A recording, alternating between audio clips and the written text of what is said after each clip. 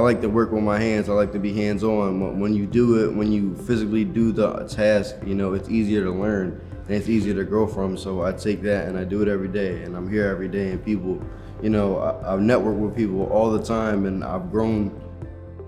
I always wanted to weld. It was something that I always wanted to do, and basically I manifested that. Welding is an art, it's a trade, it's a craft. I'm learning carpentry skills on the side as well as painting.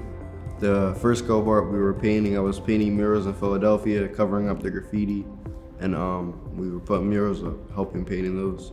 Welding, painting, carpentry, now I do them all.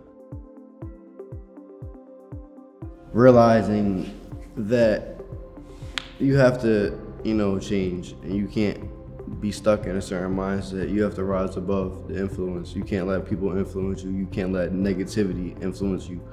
You have to find a way and stay firm to it. And that's what I'm learning and growing on, and that's what I live by. So that's what keeps me going and keeps me focused on the positive things. And you reach out to people, and those people open up doors that you couldn't open up by yourself.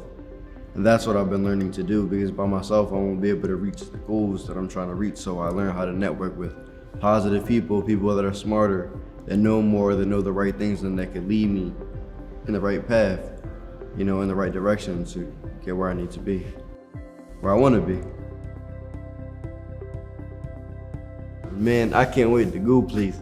It's sad to say Philadelphia, as much love as there is here, it's a starting point and it's a beacon of hope to move. But like, I want to go somewhere else. I want to explore other opportunities, different people, different cultures. I want to explore everything.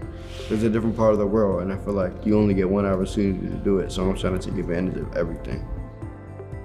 I can go to any part of the world for any job, and I'll always need a welder. I can see that I'm going to be successful.